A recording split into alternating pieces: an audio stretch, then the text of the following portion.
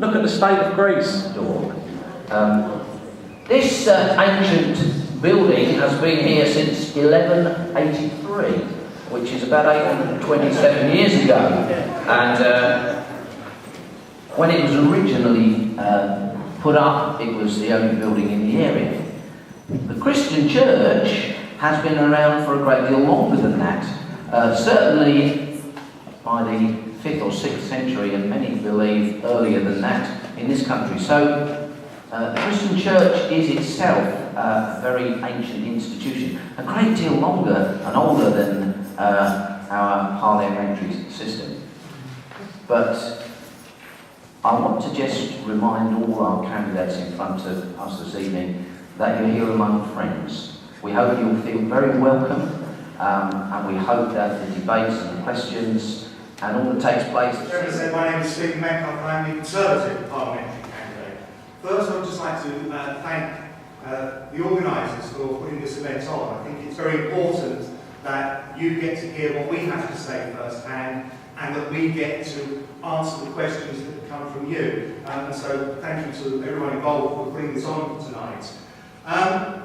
We've had a list, a long and varied list of questions to look at, and I'm hoping that we can get through as many of those as possible. Just on a personal note, I wanted to tell you a little bit about me. I'm married to Angela, and I have been for 22 years. It does make it quite easy to do anything. And if I am fortunate enough to be elected on the 6th of May, I will make it my job to engage with you as a faith community, but also as individuals. And I think that together we can put this country back. Married to Nigel for the last 31 years I should say. And I live in the constituency, this is my home, and win or lose, I'll still be here, it's still my home. I want to say something about how I saw the role of a Member of Parliament, because I see the role of a Member of Parliament as being essentially public service. And I've always split it up into sort of 3 categories, as you like. The first one I see is the role as a constituency advocate, to get the best for your constituency, to lobby for your constituency, to get the best resources, the most you can do for your constituency as a Member of Parliament. The second part is that individual role, what I've done in the constituency, to inform and work with in ministerial roles. It's quite easy at the moment. I'm the Minister for Charities and the Voluntary Sector as part of my role. And of course there's straight links there because so much work I've done and still do with organisations in the constituency. But even when I was in Northern Ireland, there are people in Northern Ireland who still remember stories that I've told about what happened in Thurrock and Basildon because the links people... Why should you support myself? I'm nothing special. I'm not a career politician. I'm just one of these people, like yourself, who puts the telly on every night and think, well, why are they doing this, these MPs? Why are the politicians taxing us more? Where is all the money going? We do not govern ourselves any longer. And that's a fact. Next year, you won't even be able to buy slug pellets. You can't buy regular light bulbs. Why is that? We've got this institution called the European Union. It is milking this country £40 million a day dry. Hopefully, it will cover some of the issues you think are important. If not, I'm sure people will remain behind to enjoy the refreshments, and you can talk to them then about those things that we don't actually talk about. First question I want to ask is around poverty. It was asked by, I'm going to name you as well here tonight because I'm going to ask if you're satisfied with the answers. And this is to our constituency people here. What is the single most effective action that a government can do to lift UK citizens out of poverty? That's a question from Andy Aiken in the front row. Who'd like to take that first? Thank you. It's a great question. What single thing can the government do?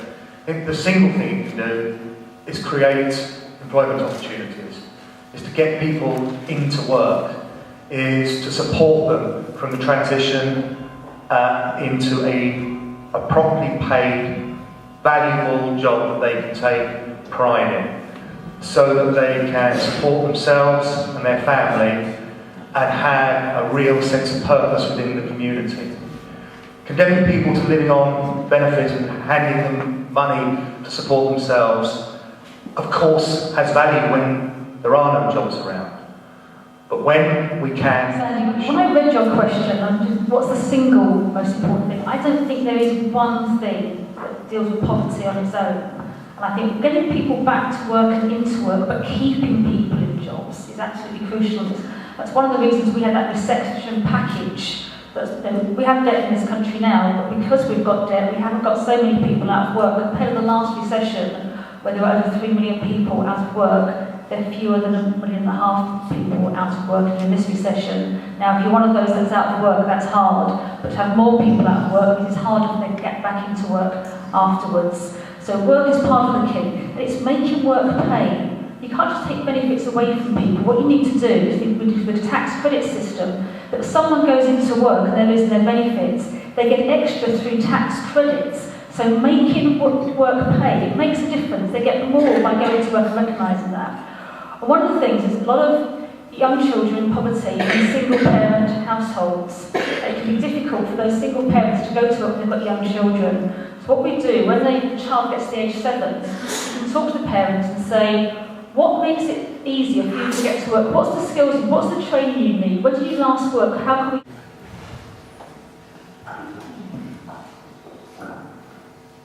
Well, a great deal of sympathy for what Angela's saying, because there is no one single measure that will get rid of poverty.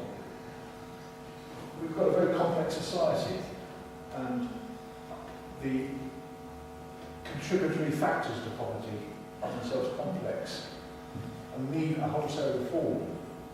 Tax system, a benefit system that people can actually understand, employment channels that actually mean something to young people when they're at college and school. They know where to go and what to train for, that they get the best advice. There's different sorts of poverty, but as I say, achieving fairness across a range of measures, be it tax, be it benefits, giving people a sense, in our towns particularly, that what they say actually counts for something, that they're not just marginalised because what they say doesn't matter. And that, coming over to me as a councillor, across a ward which is as varied actually as this